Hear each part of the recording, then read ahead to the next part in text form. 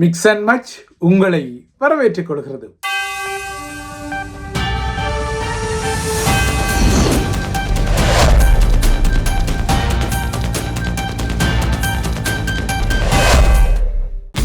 கொழும்பில் சொகுசு அடுக்குமாடி குடியிருப்புகளை வாங்க, அழகான வீடுகளை கட்டிக்கொள்ள ராயல்டி இன்ஜினியரிங், வெள்ளவத்தை IBC ரோட்டில், வெள்ளவத்தை ஃபசஸ் லேனில்.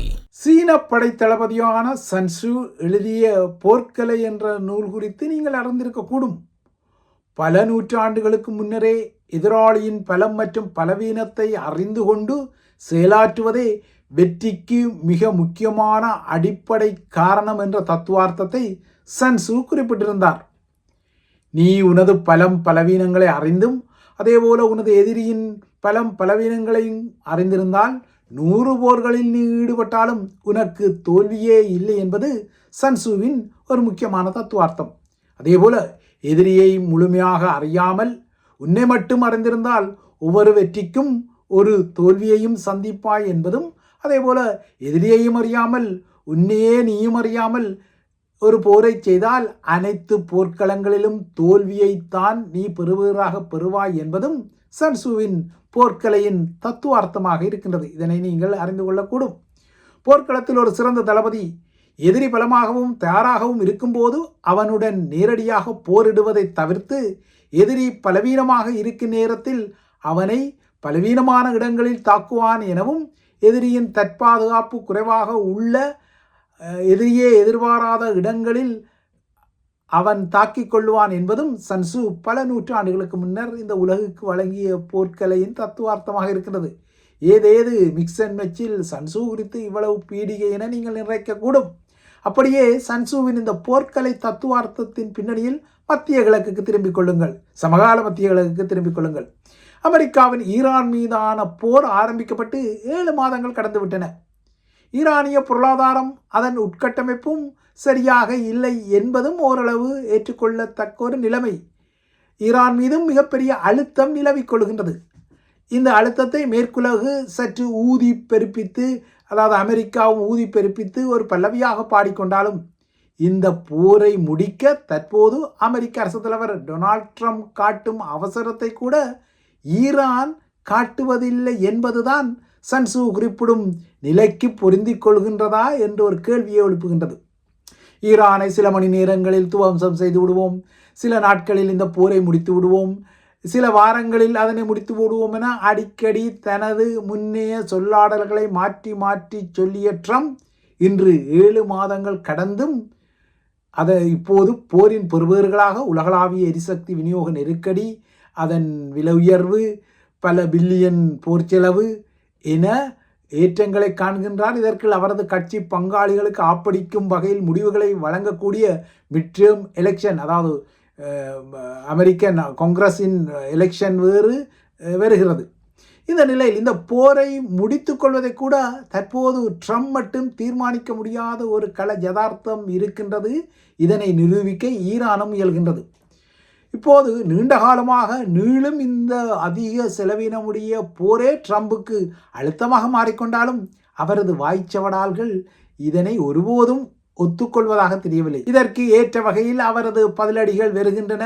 ஹோர்மோஸ் நீரிணை அமெரிக்காவின் இரும்பு சுவர் போன்ற முற்றுகைகள் இருப்பதாக எல்லாம் அவர் கூறிக்கொள்கின்றார். ஆனால் ட்ரம்பின் இந்த கூற்றுக்களுக்கு பதிலடியாக ஈரானும் எள்ளல்களை செய்கின்றது. குறிப்பாக ஈரானிய ஊடகங்கள் எள்ளல்களை மீம்களாக வெளிப்படுத்திக் கொள்கின்றன. குறிப்பாக அண்மையில் ஈரானிய ஏவுகணைகளுக்கு பயந்து விமானங்களுக்கு உணவு ஏற்ற பயன்படும் வாகனத்தில் ஒளிந்து விமானங்களை மாறி பயணித்த ட்ரம்பின் செய்கை இப்போது எள்ளலுக்குரியதாகின்றது.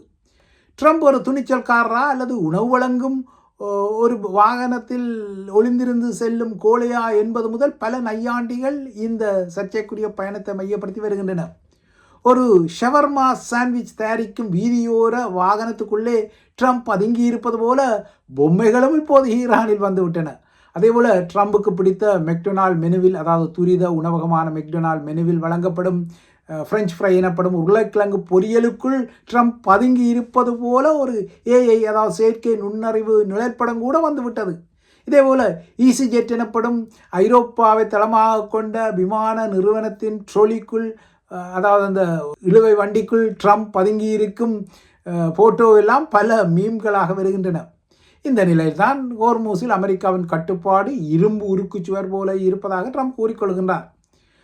ஈரான் மீதான கடற்படை முற்றுகை காலவரையின்றி தொடர்வதற்கு அமெரிக்க இராணுவத்தால் முடியும் எனவும் தேவைக்கேற்ற கப்பல்களை மத்திய கிழக்குக்கு அனுப்ப முடியும் எனவும் ட்ரம்பின் கூற்றுக்கு பக்கப்பாட்டாக அமெரிக்க பாதுகாப்பு அமைச்சர் பீட் ஹெக்ஸெத்தும் கூறுகின்றார். ஆனால் நடைமுறையில் USS ஆப்ரஹாம் லிங்கன் என்ற அமெரிக்காவின் பாரிய விமானம் தாங்கி கப்பலில் உள்ள பணியாளர்கள் அஜய் வருடத்துக்கும் கடந்த காலப்பகுதியில் கடலிலேயே தொடர்ச்சியாக தங்கியிருப்பதால் தொடர்ச்சியாக அவர்களுக்குள்ள பணிச்சுமை அவர்களை தற்கொலைகளுக்கு தூண்டுகின்றது, உளவியல் சிக்கல்களை அவர்களுக்கு தாக்கங்களாக வழங்குகின்றது என்பது தொடர்பான செய்திகள் எல்லாம் இப்போது அதிகமாக வருகின்றன. கடந்த நவம்பரில் USS ஆப்ரஹாம் லிங்கன் தனது சொந்த துறைமுகமான அமெரிக்காவின் சாண்டியாகோவிலிருந்து புறப்பட்ட பின்னர் இன்று வரை கரை திரும்பவில்லை. கடந்த மே மாதம் அது மீண்டும் அமெரிக்கா திரும்புவதாக இருந்தது. ஆனால் ஈரானிய போர் காரணமாக அது நடக்கவில்லை. இப்போது கடலில் 260 நாட்களுக்கு மேலாக USS ஆப்ரஹாம் லிங்கன் தரித்து நிற்கின்றது. அதில் உள்ள பணியாளர்கள் உளவியல் பாதிப்பால் பாதிக்கப்படுவதாகவும் இதனால் தற்கொலைக்கு கூட அவர்கள் முயல்வதான செய்திகள் எல்லாம் வருகின்றன. கடந்த மாதம் ஒரு துருப்பு உறுப்பினர் கடலில் வீழ்ந்த சம்பவம் எல்லாம் இதற்கு ஆதாரமாக கூறப்படுகின்றது. ஆப்ரஹாம் லிங்கனின் கப்பலில் பணியாற்றுபவர்களின் நலன்கள் குறித்த கவலைகள் அதிகரித்து வருவதால் அமெரிக்க காங்கிரசின் ஜனநாயக கட்சி உறுப்பினர்கள் இப்போது பென்டகனிடமிருந்து இந்த விடயத்தில் சில பதில்களை கோரியுள்ளனர். இந்த நிலையில்தான் USS ஆப்ரஹாம் லிங்கனை கரைக்கு அனுப்ப இப்போது USS ஜார்ஜ் வாஷிங்டன் விமானம் தாங்கி கப்பல் மத்திய கிழக்கு நோக்கி பயணப்படுகின்றது. ஒரு போர்க்கப்பல் மற்றும் ஒரு டிஸ்ட்ரோயர் எனப்படும் கப்பலுடன் தனது ஆர்மடாவை, அதாவது கடலணி ஆர்மடாவை இந்த கப்பல் கொண்டிருக்கின்றது. சிங்கப்பூர் நீரிணையை கடந்த USS ஜார்ஜ் வாஷிங்டன் இன்று மலாக்கா நீரிணையில் நிற்பதாக தெரிகின்றது. இதற்கிடையே மத்திய கிழக்கில் உள்ள ஆப்ரஹாம் லிங்கனில் இப்படியான பிரச்சனைகள் இல்லை, இவையெல்லாம் தவறாக சித்தரிக்கப்படும் விடயங்கள், வதந்திகள் என நேற்று பாதுகாப்பு அமைச்சர் பீட் ஹெக்ஸெத் கூறியிருக்கின்றார். அத்துடன் அவர் சில விடயங்களை கூறுகின்றார். 260 நாட்களுக்கு மேலாக கடலில் தங்கியிருக்கும் USS ஆப்ரஹாம் லிங்கனின் பணியாளர்கள் மிக திடமாக பணியாற்றியதாகவும் அந்த கப்பல்களில் உள்ள போர் விமானங்கள் மொத்தமாக 10,000 தடவைகள் சோர்த்தீஸ் என சொல்லப்படும் ஏறி இறங்கி அந்த கப்பலில் போர் நடவடிக்கை செய்ததாகவும் மில்லியன் கிலோ கணக்கான வெடிபொருள் எல்லாம் ஆப்ரஹாம் லிங்கனால் பயன்படுத்தப்பட்டதாகவும், ஆனால் இவ்வாறான கடுமையான போர் பணிச்சுமை இருந்தாலும் இன்று வரை அதில் உள்ள மாலுமிகளும் கடற்படை வீரர்களும் மன உறுதியுடனும் திடமாகவும் இருப்பதாக பீட் ஹெக்ஸெத் குறிப்பிடுகின்றார். ஆனால் அவர் ஆயிரத்தை சொல்லிக் கொள்வார். ஆனால் கடலில் உள்ள விமானம் தாங்கி கப்பலில் உள்ளவர்களை நீண்ட காலம் பணிக்கு அழுத்தினால் எவ்வாறு அவர்களின் மனநிலை மாறும் என்பது அந்த கப்பலில் நீண்ட காலமாக பணியில் உள்ளவர்களுக்கு தான் தெரியுமே தவிர அமைச்சர் பீட் ஹெக்ஸெத்துக்கு தெரியாது என்பதும் ஒரு யதார்த்தம். ஏனென்றால் கடலில் கரையை காணாமல் நீண்ட காலத்திற்கு கடலில் நின்று தமது குடும்பங்களை விட்டு பிரிந்திருப்பது எல்லாம் கடற்படையினருக்கு சிக்கல்கள். பொதுவாகவே இந்த போர்க்களத்தில் இவ்வாறான நிலைமைகளை எதிர்நோக்குபவர்களுக்கெல்லாம் இது சிக்கலான விடயம்தான். அதிலும் ஆப்ரஹாம் லிங்கனில் உள்ள மாலுமிகளுக்கும் கடற்படையினருக்கும் அவர்களின் குடும்பங்கள் அனுப்பும் கடிதங்கள் கூட முறையாக விநியோகிக்கப்படுவதில்லை. விநியோகம் தாமதிக்கப்படுகின்றது. அவசரகால விநியோகங்கள் காரணமாக இந்த கடிதங்கள் எல்லாம் தாமதம் செய்யப்படுகின்றன என்ற குற்றச்சாட்டுக்கள் எல்லாம் இருக்கின்றன. அமெரிக்காவுக்கும் ஈரானுக்கும் இடையில் இப்போது பெரும் போர் இல்லாவிட்டாலும் ஈரான் மீதான கடற்படை முற்றுகையால் அமெரிக்க நேவி, அதாவது கடற்படை தொடர்ந்தும் அழுத்தத்தில் உள்ளது. ஏனென்றால் ஈரானின் கடற்படை முற்றுகையை 24 மணி நேரமும் கண்காணிக்க வேண்டிய இந்த பொறுப்பு அமெரிக்க நேவிக்கு உள்ளது. இதே போல USS ஆப்ரஹாம் லிங்கன் என்ற விமானம் தாங்கிக்கு மட்டுமல்ல சிக்கல், USS ஜெரால்ட் ஃபோர்ட்டுக்கும் சிக்கல் இருந்தது. வியட்நாம் போருக்கு பின்னர் மிக நீண்ட காலம் கடலில் நின்ற, அதுவும் 11 மாதங்கள் கடலில் நின்ற ஒரு விமானம் தாங்கி கப்பல் என்ற பதிவு ஜெரால்ட் ஃபோர்ட்டுக்கு இந்த வருடம் உருவானது. கடந்த சில மாதங்களுக்கு முன்னர் ஜெரால்ட் ஃபோர்ட் கப்பலின் சலவை அறையில் ஏற்பட்ட தீ விபத்தில் நூற்றுக்கணக்கான மாலுமிகளுக்கு தூங்குவதற்கு இடமில்லாமல் செய்த விடயங்கள் எல்லாம் சர்ச்சைகளாக இருந்தன. இதேபோல் எதிர்பார்த்ததை விட நீண்ட காலம் கடலில் தரித்து நிற்க வேண்டிய ஒரு நிலை USS ஹாரி ட்ரூமன் விமானம் தாங்கி கப்பலுக்கும் வந்தது.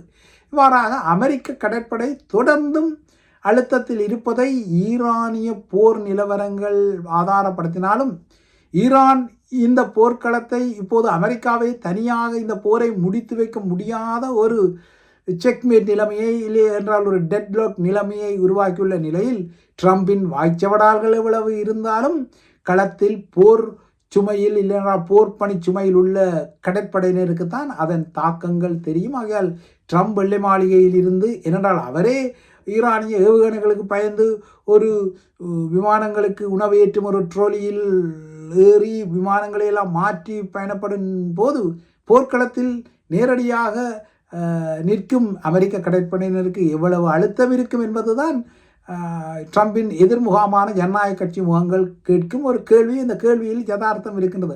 ஆக மொத்தம் ஈரானிய போர் இப்போது ட்ரம்புக்கு மட்டுமில்லை, ஈரானிய போர்க்களத்தில் ஈடுபட்டுள்ள அமெரிக்க கடற்படையின் உறுப்பினர்களுக்கும் துருப்புக்களுக்கும் ஒரு அழுத்தத்தை உருவாக்கியுள்ளதைத்தான் சமகால செய்திகள் தெரிவிக்கின்றன. இவ்வாறாக அமெரிக்காவிலிருந்து வெளிவரும் செய்திகள் எல்லாம் ஈரானுக்கு மறுபுறத்தே உளவியல் ரீதியில் ஒரு பலத்தை வழங்கும். ஆனால் ஈரானும் பெரும் இவ்வாறான பலங்களை பெற்றாலும் அதன் உட்கட்டமைப்புகளும் அதன் நிலைமையும் அமெரிக்க தாக்குதல்களால் இல்லைன்னா அமெரிக்கா மேற்பார்த்த மேற்குலகின் தடைகளால் பலவீனமாக இருந்தாலும் சன்சூவின் போர்க்கலையில் குறிப்பிட்ட அந்த எதிராளியின் பலவீனங்களை அறிந்து போர்க்களத்தை கையாளும் இந்த நிலைமையில் இப்போது அமெரிக்காவை விட ஈரான் முன்னணியில் இருப்பதாகத்தான் தெரிகின்றது. ஆனால் இந்த சன்சூவின் போர்க்கலையின் இந்த ஆட்டம் எந்த வேளையிலும் எதிராளிகளுக்கு மாறி மாறி வெற்றி தோல்விகளை வழங்கக்கூடிய ஒரு ஆட்டமாக இருப்பதால் இந்த ஆட்டத்தில் ஈரான் எவ்வளவு காலம் தாக்குப்பிடிக்கும், எவ்வளவு காலம் அமெரிக்கா தாக்குப்பிடிக்கும் என்பதும் ஒரு முக்கியமான விடயம்தான்.